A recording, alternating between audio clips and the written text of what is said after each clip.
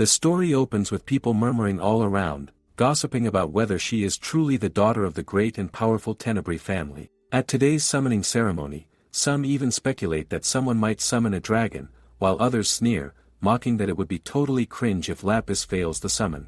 But the daughter of the Tenebrae family is convinced deep down that she will not fail after all. She is Lapis Tenebrae. Back to the main plot. It has been 3 years since our female protagonist graduated from her college, and she was only ever hired as a temporary worker. She is still not able to break away from the grown-up fault lines she always dreamed about fixing in her childhood. Right now, her job is literally just helping everyone out, being the reliable sidekick. Someone calls her by her name, Natori, and then they drop the bomb that at the end of this month her contract is going to terminate. After all, her productivity is not enough compared to the overtime she constantly does. She tries to explain that it's because she has been helping other people with their stuff too, but the man straight up asks if she's even aware of how expensive it is to hire someone who racks up so much overtime. After an impartial overview, they've decided to end her contract. So yes, here she is today, on the last train, hit with the reality check of being unemployed. She plans to roll into the event gotcha to distract herself, but nope. Social media is the last thing she wants to see right now. She looks at her picture, grinning bitterly at the thought that even while working the hardest for someone else's sake, she can't even pull it off. She wonders if she truly belongs anywhere.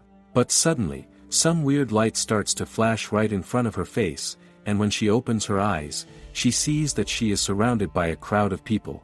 She wonders where all these people came from, but somehow, the scene feels oddly familiar. Then she sees Lapis walking towards her, making Natori wonder if she has actually fallen inside the game. Lapis tells her she has accepted the summon, so she needs to accept the family contract. But the fact that she just got kicked out of her job makes her think this has to be nothing more than a dream. She reaches for Lapis's hand while the others around try to stop her. Actually, this game novel setting is a long-standing school in the royal capital, Juelia School of Magic. One can enjoy a wide range of activities while going through the school life. Natori's favorite character is Diana, seeing her working so hard like an absolute girl boss.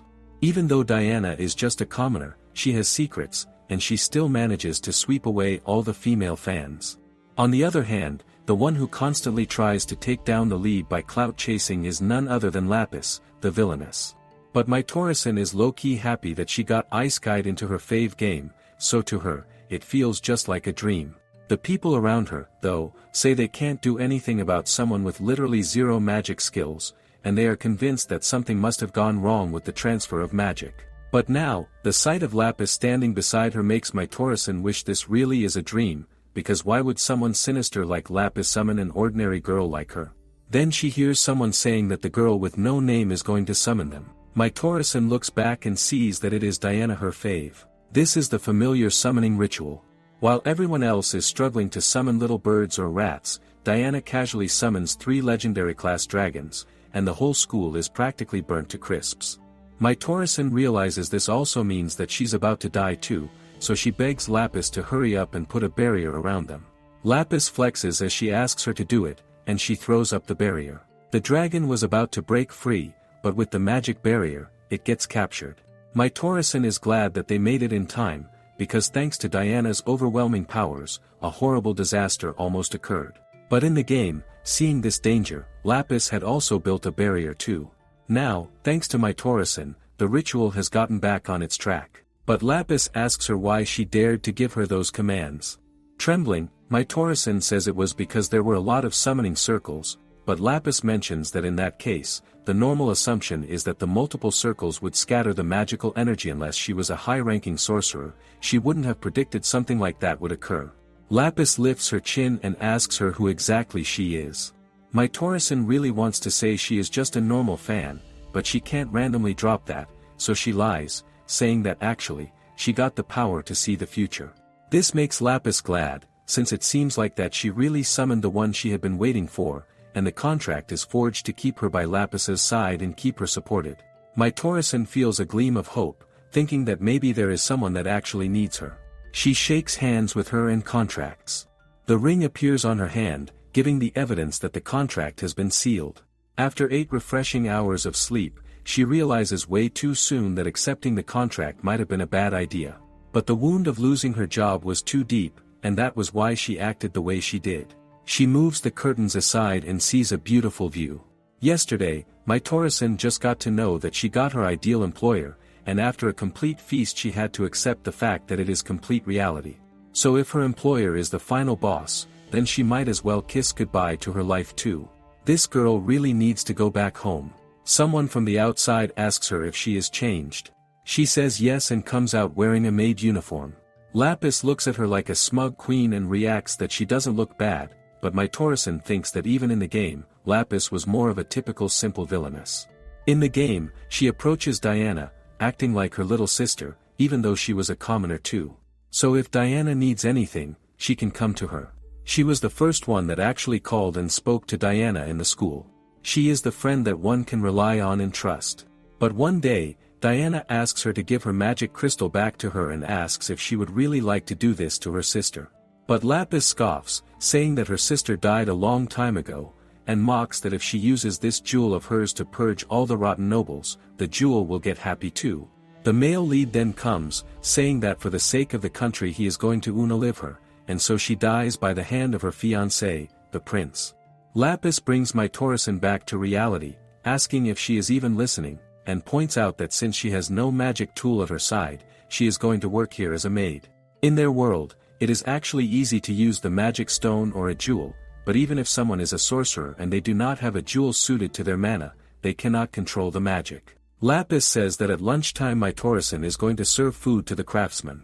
Back in the past, when stone magic had just begun, imitation jewelry made with poor material and lacking skills was a big problem, but at that time, thanks to the skills of these craftsmen, they were able to identify the good quality stuff for wholesale. The one who established the jewelry guild and controlled it was a princess of the great Tenebrae family, and this is the workshop that supplies the greatest guild out there, standing at the forefront of technology. She warns not to get in their way. Natori is looking at her when Lapis asks her not to just stand here and to get going. She notes that in the novel, Lapis always seems so scary, thinking only of the rules of the nobility, but here the sight of her wanting to protect the place she admires so much seems so grown up, or rather so noble. Even if the world is against her, she is not going to let it snatch away the place where she belongs. Finally, Lapis's office is shown to her, and she adds to Natori that she should look here if she asks for any kind of document, because she likes things messy like this. She warns her not to touch any drawer or change the way things are sorted. With that, she is off to school, leaving poor Natori all alone. But Natori thinks that it will be fine as long as she does not change how they are sorted. She starts to clean, low-key screaming at the fact that there are so many copies of the same documents. She also gets rid of study notes. Finally, it is nighttime and Lapis is back. She glares at Natori for daring to disobey her, but Natori explains that she has not touched the drawers and has kept things in the same order. The notes and all the data have been stored into the files, and the relevant documents have been set aside into their categories. The business documents have been sorted with the same item groups. She says that actually organizing documents was her actual job, so she can say she is good at this. Lapis responds to her that while she is at it, she can also organize the stuff at her home storage.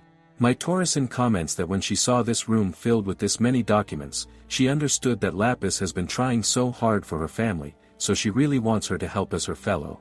She is going to give her support. Lapis is quiet for a while and then orders her to leave and bring some tea for her.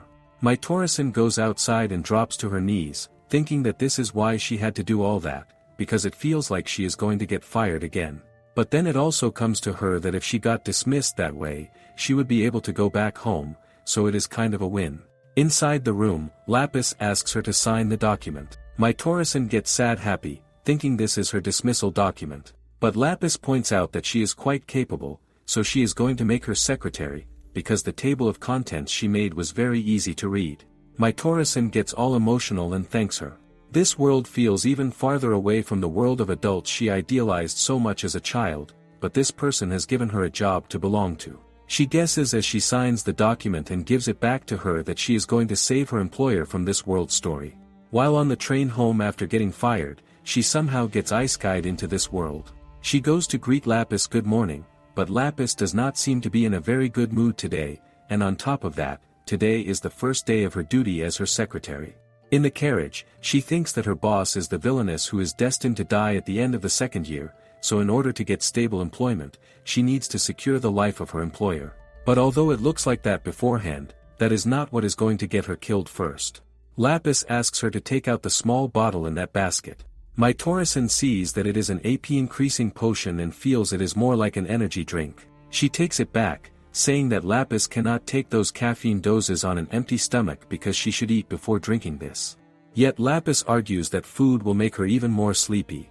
The expression that she was showing is not that she is going to kill her, so it is clear that she is simply tired. Maitoru-san takes out the sandwich, thinking that they do say one should not force anyone to eat something, but it is still making her worry. Lapis then takes a bite from her hand and stares at her, asking if this is fine now, and then takes the potion from her hand, leaving Maitoru-san's heart beating fast. Lapis then questions her if she is a noble. Maitoru-san claims that she is just an ordinary office worker, but Lapis states that only nobles take this much care with their breakfast, so it looks like the commoners of her world are really different from the commoners of this world. Because here, they are barely able to read and write and know basic mathematics. There are some who are able to pass the magical test and get into the academy, but no noble will be foolish enough to go and associate himself with a foolish stray dog. Maitoru-san can see that she really does hate commoners. In that case, she truly cannot let her grow all friendly with Diana like she did in the game. The cherry on top is that Lapis also says that it is really dull to use those little pawns just by being nice to them, because their barbaric little anger nature makes them good guard dogs with a little training from the very start. She is just too much of a villainess. Getting off the carriage, she points out to Maitoru-san that commoners are really dangerous to associate with, so she had better be careful. But Maitoru-san is planning to keep Diana away from Lapis so that she does not fall into Lapis's trap, and that way Lapis will not die too. But the plot twist is that Diana and Lapis have already gotten close. Lapis introduces Diana to Maitoru-san. Diana says to her that there is still too much that she does not know, but she hopes to get along with Maitoru-san. Maitoru-san says okay to Diana, making Diana ask how she knew her name. Lapis comes from behind and points out that she can see the future, so she must have foreseen that they would become good buddies. She then leaves Maitoru-san there in the holding area, assuring that she will go ask the academy if she can show the attendant room for tomorrow.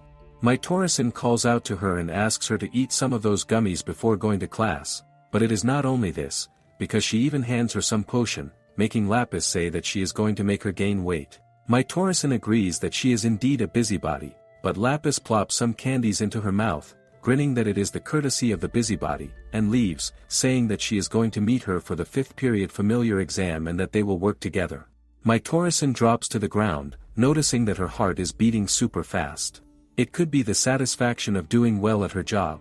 She hits herself with the reality that she is just a pawn for Lapis, and so yes, she is just going to do her job right. The Summon Familiar exam is the tutorial for the game combat system.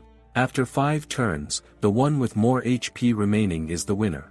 They said that there are not any large familiars near her, as they are mostly the size of dogs, and they will be fine as long as it is not Diana and her dragon.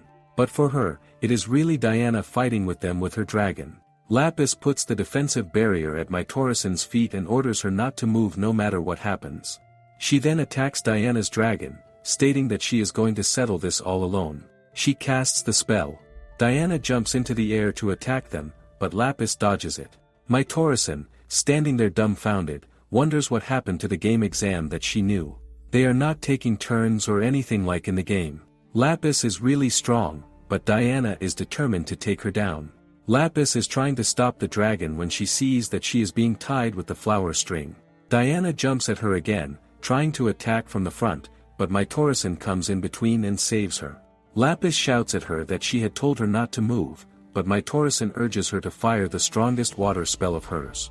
Just like that, Lapis casts the vertex spell. The game is over, and Diana loses. But Lapis shouts at Maitoru-san that she does not seem to hear what she says. Maitoru-san trembles, admitting that she only wanted to help her. But Lapis grabs her, shouting that she could have died. Maitoru-san even has a bruise on her face. Lapis is pissed because she knows that Maitoru-san, without any magic, could have gotten hurt easily, and if she had directly taken that magic attack with her fragile body, it would have been fatal. She glares, declaring that Maitoru-san belongs to her, so if she tries to sacrifice herself for her, it means Lapis has nothing to protect her with. But Maitoru-san always thought that the villainess, who does not even see the commoners as people, remains someone who saw her as just a simple pawn. Yet in reality, it is not just her family or her household, it is Mitorosen as well that Lapis protects all by herself, more sternly than anyone, but also more frightened than anyone. Mitorosen goes and hugs Lapis, insisting that it does not hurt at all after she protected her. Lapis then starts to squeeze her cheeks and points out that this is why she is going to protect her. But even as she says this, Lapis still looks angry, though it is kind of cute. Meanwhile, on the other hand, Diana is all guilty that because of her Mitorosen could have died. After 1 week of being summoned to this place, Mitorosen meets Natalia. The maid Natalia thanks her, saying that the hand cream she taught them to make was amazing. The weather has grown so cold that their hands used to get dry and rough, but the cream solved that problem. They are still talking when Lapis suddenly speaks from behind, remarking that they all look rather lively today. The maid excuses herself and leaves, while Lapis turns to Mitorosen and asks if this is some kind of medicine. Mitorosen replies that it is something like that. Lapis then leans close to her and asks if her wound still hurts. Flustered and blushing, she pushes Lapis back and insists that it does not, explaining that the injury was healed through magic. She adds that the maid once mentioned that their hands became terribly dry in winter, so she simply made some hand cream for them. In her world, she had been quiet but deeply immersed in creams and scents, learning how to make them, and now she is glad she could be of help in this world as well. Lapis, however, thinks that her future-seeing talent is also great. Mitorosen genuinely wants to help Lapis, but after that exam, she realizes they barely get any time to do nothing together. She wonders if the story is really going to follow as it did in the game, because if she does not change it, then Lapis is not going to survive. To make matters worse, Lapis begins to call out to Diana. Since Lapis lacks the strength to fully carry out her plan to purge the commoners, she sets her eye on Diana, who holds within her an amazing magic. Using the familiar exam as the chance to get close to her, Lapis carefully spends time building trust at first, only to later seize her brooch and betray her. In doing so, she also cuts away the ticket of Diana's life. Mitorosen cannot believe that she is seeing her favorite character acting like a grim reaper. She tries to tell Lapis that it is not yet the time, but when Diana sees her, she suddenly runs away. Mitorosen do not understand why Diana went off like that, because according to the plot, they should still remain friends, and Mitorosen begins to wonder if something has changed. It is class time now. The teacher is present and asks Diana to answer a question. Seeing her reluctance, Lapis answers in her place, pointing out that there are many things commoners do not learn, so it is understandable. The teacher then responds that in that case, Lapis should take it upon herself to teach Diana, since her magic jewel and the power inside it are serious matters, and Diana needs to understand this subject thoroughly. But Diana suddenly stands up, declaring that there is no need and that she will be fine by herself, before dashing out of the room. Lapis comes outside and speaks to Mitorosen, saying that she does not understand why Diana is always so reserved, but at this rate, she will never be able to grasp the academy lessons. So she asks Mitorosen to go and help Diana, likening it more to taming a wild dog. Following this request, Mitorosen goes searching for Diana, and she cannot help but think that it would be good if Lapis and Diana never got along in the first place. Then she suddenly spots Diana, who is in the act of trying to break her magic jewel. Mitorosen rushes in just in time to stop her, because if Diana attempts to destroy the jewel, she will be cursed. As soon as Diana sees her, she begins to cry, keeping a distance of about 6 feet. She sobs that Mitorosen's injury from yesterday must have hurt her a lot. But Mitorosen assures her that she is fine. Still, Diana continues to cry, overwhelmed by the fact that she was the one who caused that injury.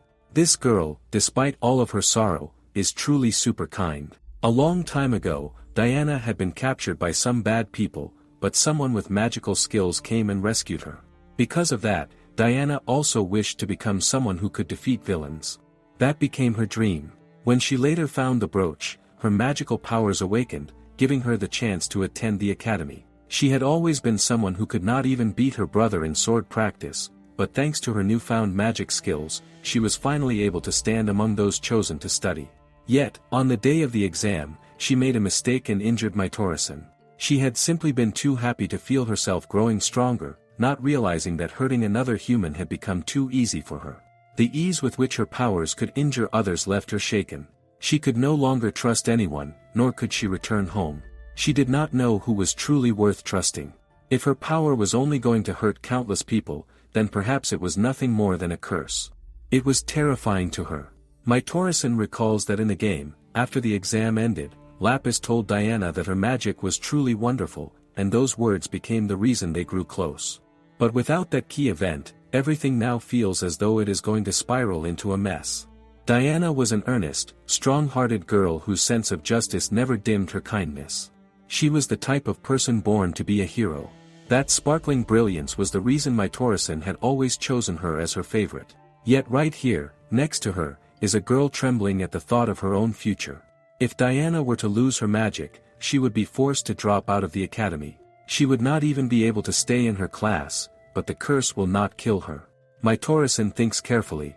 If she can push Diana into destroying her brooch with her own will, then perhaps Lapis will not go forward with her plan to purge the commoners. Diana may also never have the chance to get close to the prince. By doing this, Maitoru-san believes she can change the future and even save Lapis from being killed. So she begins to speak to Diana, telling her that she has a special talent, but in the end, it is up to her how she chooses to use it. Whether she will run away or face it depends on her own resolve. Maitoru-san tries to provoke Diana into breaking the brooch, but then she adds that she will also tell her a vision of the future. She declares that Diana's great power will one day become a sword that cuts through evil and nothing else. In the future, she will be able to protect what is most dear to her. This strength of hers is not a curse, it is a wonderful power. Diana questions if this is really true. Maitoru-san assures her that her predictions are absolute. Hearing that makes Diana truly happy. Since she is the protagonist of this world, anyone she injures will be someone evil, and that is why she can be sure Maitoru-san's prediction will not end in tragedy. Maitoru-san realizes that using her skill to tear apart someone else's future for her own position is something only a person with real strength could endure. Later, Diana comes forward and hugs Maitoru-san. The two of them look almost lovey-dovey together. Lapis, watching from the side, begins to think that Maitoru-san's ability to reach into people's hearts could also be considered a wonderful talent. Diana, nervous yet hopeful, asks Lapis if she could perhaps explain the lesson from yesterday to her. Lapis smiles warmly and says that of course she can. Seeing this unfold, Maitoru-san ends up crying, because in the end the story is moving along just as it had in the game. She really does not want to think about it anymore, so she plans to take her leave for now. But before she can go, Diana grabs her hand, asking if they will meet at lunch.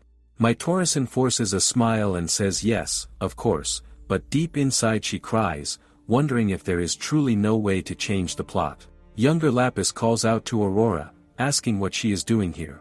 Aurora replies that she wanted to give a flower to her, but all the flowers in the garden belong to the Lapis family, so it is not really fitting to be considered a present. However, Lapis takes it from her and points out that she is truly delighted to receive this. After all, it is the only flower in the entire garden that Aurora picked for her. Back in the present, the market is bustling. Diana looks outside from the carriage, feeling happy that this is the royal capital's harvest festival. And yes, here also comes the end of the prologue. The scene takes only 20 minutes to read, but in the reality of this world, it is actually half a month, so this might be a great opportunity for Maitoru-san to change the plot. Riding to the festival really makes Diana feel like a princess. Originally, the festival was held by the feudal lord to show gratitude to the citizens.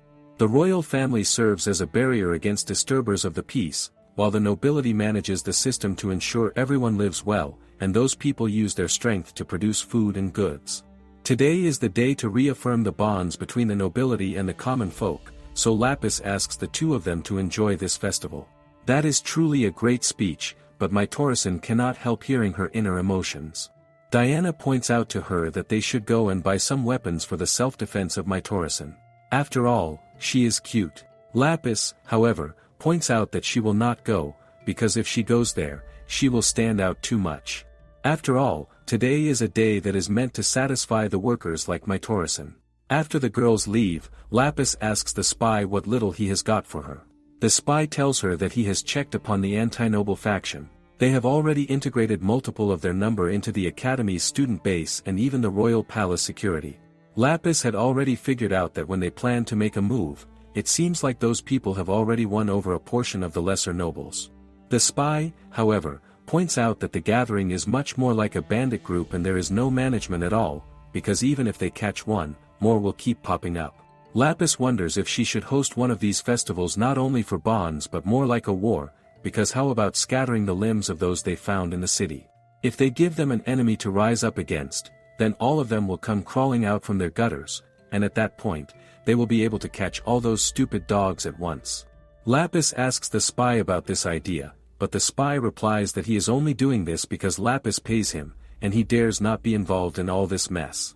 He then leaves, bumping into Mytorison, making her wonder where that person came from. However, Lapis calls out to her, asking why she is back early. Mytorison shows that she also got some fruit for her, since it is really delicious. So she wants Lapis to eat some, and she explains that they use the sap of this fruit to make the paper. Apparently, this fruit is also known as the knowledge fruit. She always felt that the paper of this world is different, and it turns out that they make it from this. She also got a knife that Diana picked for her. Seeing that Lapis is looking at her makes her feel embarrassed, thinking that Lapis must have already known all of this. But she got carried away while talking about the fruit. Lapis still thanks her, because after all, this is the only fruit in the entire world that she picked up for her. Lapis looks at her to ask why her face is so red. Mytorison explains that this is the satisfaction of doing the job well. Actually, to her, Lapis is so well put together for a teenager, so being able to work for such an employer makes her really happy. But Lapis mocks her, asking if she is sure she is not just too childish for her age. This makes Mytorison shout that she is 25. Lapis also notes that Mytorison often finds herself at a loss for words, but yet every time, just like picking a single flower from the whole garden, she manages to find the words that Lapis wants to hear. She really does resemble Aurora. Lapis tells her that in the past her family also had a girl with the same power as her, the power to see the future. Unlike Lapis, Aurora's power only allowed her to see a few minutes ahead, but she always used those abilities for the sake of others. Lapis orders her that if by any chance they become enemies, she wants her to use this power for her own sake. But Mytorison says to Lapis that she is not the person she thinks she is. She is selfish and dishonest, and this whole time she has been using this power for her own sake, because what she truly wants is Lapis in the future. So while she can still say that she is going to be her ally, she is never going to become her enemy. She swears this. Their emotional drama is cut off when Diana jumps into the carriage and announces that the king's parade is going to start. Mytorison asks Lapis to come, but Lapis tells the two of them to go and enjoy. The two leave while Lapis sits there all blushed. She really does not want to drag anyone into this. After all, she is Lapis. On the other hand, Mytorison is glad that she finally did it, though she was going to refuse Lapis's order. She is pissed that if she really had to go and say something, why did she have to choose such a cliché? She is in dismay when Diana grabs her, telling her that she was told there is a secret spot to watch the parade. They are at the very top of the tower, and from there they are able to see everything. Mytorison finds this all really pretty. Diana says to her that this is why she is truly happy, because Mytorison is smiling. She really does love it, because her smile is so fluffy and pretty. Mytorison laughs, saying she is not sure what Diana is talking about, but she still thanks her.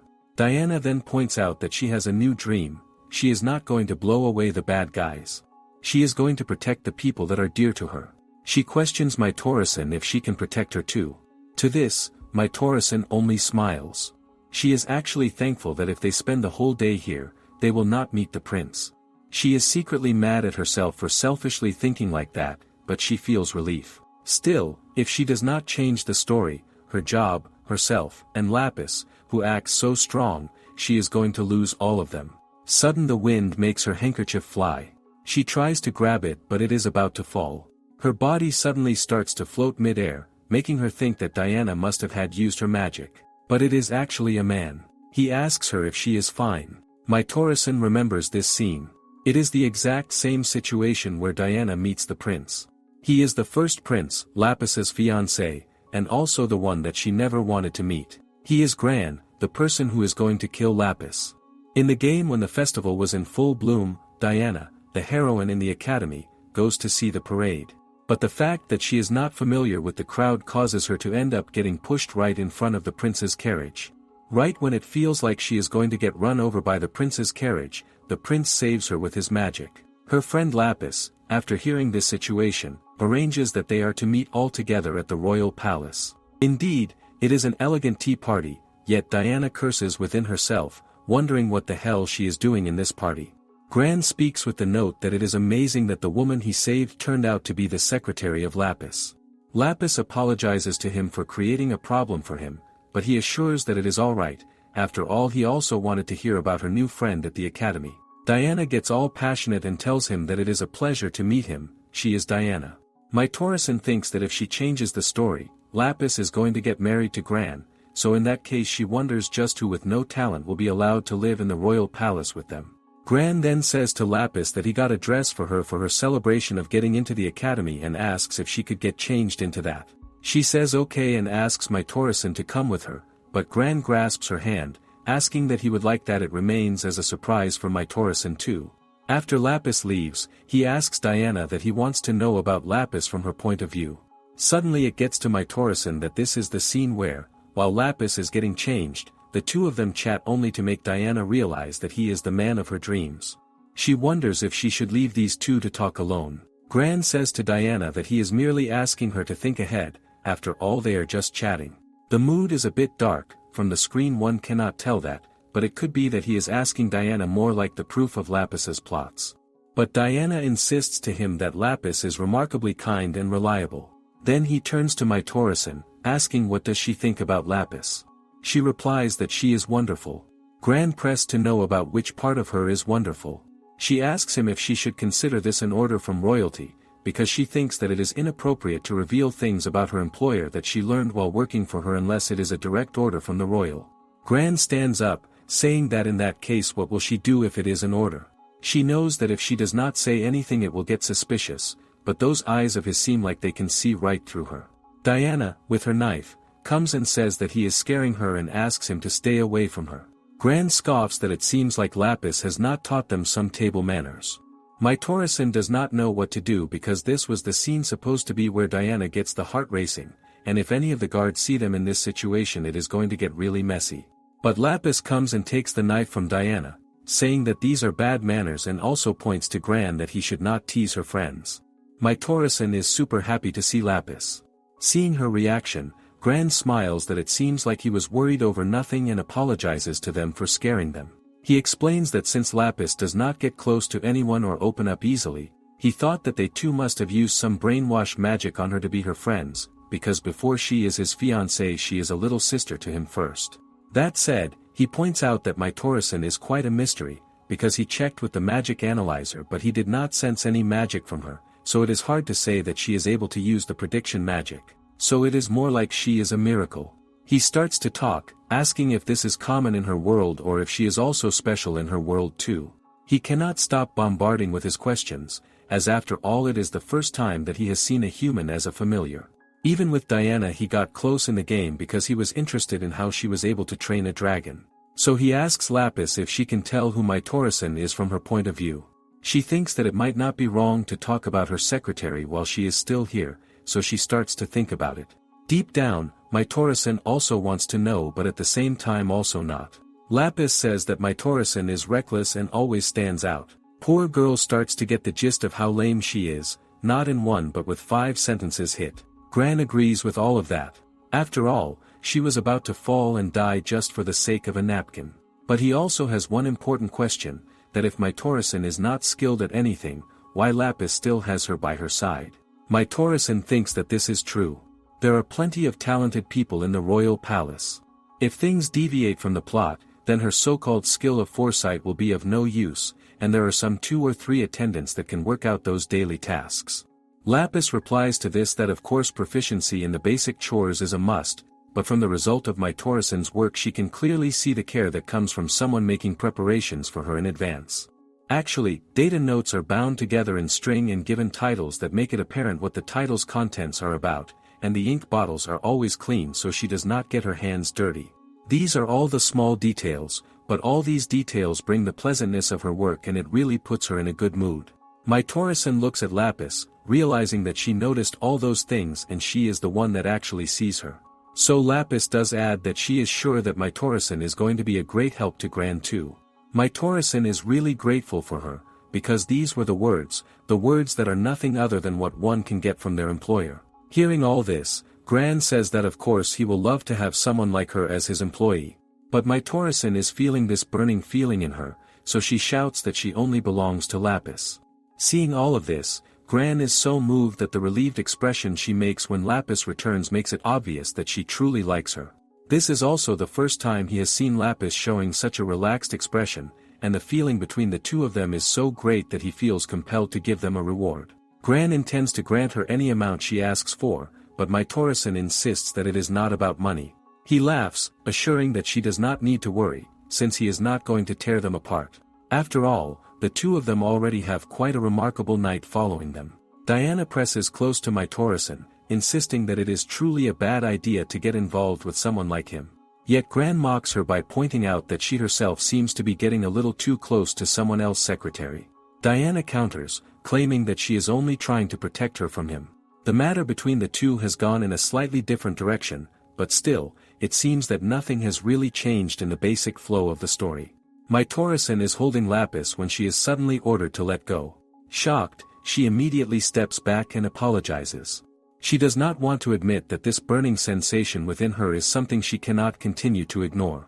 She begins to wonder if she might truly be able to stay by her side forever. After all, her employer is paying attention to the work that she does, and she also has such a good working environment. She feels she must continue to protect this place but also make Lapis happy. Meanwhile, Diana looks into Maitore-san's face and vows never to make her frown like this. 3 years into her life as a working adult, her temporary employment is suddenly cancelled, leaving her exhausted both emotionally and physically. The one who summoned her into the game and gave her this job is none other than the villainess. To be frank, the reason she was fired from her previous position was not so much her lack of ability but rather that she was too attached to the work and far too much of a busybody. This time, she is determined to make sure she does not cause trouble and instead act in a properly businesslike manner. But despite her intentions, she finds herself giving a lap blanket to Lapis without being asked, preparing tea and soup without any request, and with a single spin, she is back to being the busybody she once was. As she eats, Lapis uses her magic and prompts Maitore-san to eat as well, since she knows that Maitore-san always eats alone after she herself has finished. Maitore-san explains that, as an attendant, she should not eat alongside her employer, but Lapis insists that it is fine. Who knows, perhaps eating together might help remove the disheartened expression from her face. For Maitore-san, the words of praise calling her job well done make her heart thump uncontrollably. She cannot stop herself from trembling at the sound. Later, Lapis comes to her and questions why she is sitting inside the summoner's holding cage. Maitore-san answers that she needs to learn to know her place. Lapis appears annoyed but dismisses it, saying they will see her later. Maitore-san waves goodbye to the two of them, staying behind so that she can think about how she intends to change the plot and the life of her employer. She recalls the first chapter plot, where Diana stops by the summoning room in order to take care of one of her familiars. There, she runs into some older students who hate commoners. They claim that they are going to teach her a lesson, and one of the girls casts a powerful spell. Diana wonders if she can also cast such a spell. She does, and the force of her spell turns out to be much greater than those seniors. To protect the seniors, Gran creates a barrier and points out that this is not a good place to fight. He says that it seems they do not have any reason to fight. Having no answer to give, they run away. Diana thanks him for helping her. Gran then asks her if she is Lapis's friend, and as expected, the magical strength of her stands out quite well. However, he brushes his hand on her cheeks and mentions that throwing magic around so carelessly is dangerous. She becomes a little sad and says that she is sorry. At that moment, the prince steps in and tells her that he is going to teach her, because as the student council president it will cause real trouble if she continues destroying school property like that. He also explains that if she is able to understand her affinity, she will be able to grow stronger along with her familiars. From this point, Diana's secret training begins. All that Maitore-san needs to do is prevent them from coming into the holding area. But unexpectedly, Diana is already there. Shocked, Maitore-san asks what she is doing in this place. Diana replies that she is here to help her. Maitore-san explains that she is alright, and she actually prefers to do this kind of work herself, so Diana can head back to class. But seeing Diana's drooping expression, Maitore-san sighs and agrees that she can help her. After all, there is no way she has the courage to turn away her favorite character when she makes such a face. She does not want Diana to look disappointed. In that moment, she realizes that this is exactly why she is such a busybody, because she does not like seeing disappointed expressions. For such a selfless reason, she finally understands why she had been fired from her job in the first place. She turns to Diana to ask her to leave, but then notices that Diana is trying to hit her. Trembling, Natori asks if she has made her this angry. Diana apologizes and explains that, to her, Natori seemed depressed this morning. In fact, she has been like this ever since the Harvest Festival. Diana was wondering what could have made her feel this sad, because back then she had said that her sword would cut through all evil. Diana was simply trying to see if she could cut through all of Natori's worries as well. Natori looks at her and thinks that this is exactly right. Whenever she has had a bad day at work, looking at Diana has always made her happy. After all, Diana is the one character who gives her that energy. She mentions to Diana that they should wrap this up quickly so Diana can return to class right away. After the work is all done, Natori announces that she is going to put the brooms away, but as soon as her hand touches Diana's, Diana notices that Natori's hands are freezing cold. Natori tries to dismiss it, saying that she is really fine, but Diana does not accept it. Instead, Diana takes Natori's hands and presses them against her own face. After all of the exercises, Diana is really warm, and in this way she decides that Natori is not going to catch a cold. With a cute smile, Diana asks her if she is warmed up now. Natori, spiraling up with embarrassment, replies that she is indeed warmed up, yet she also scolds Diana, insisting that she cannot go around touching boys like this. Diana flushes deeply and shouts that obviously she won't. Natori says that she should behave better. After all, Diana might give the wrong idea to people, and it is already surprising that she is such a nice girl even to someone like Natori. Natori points out that the break time is over. However, Diana does not let go. Instead, she grabs Natori from behind in a sudden back hug.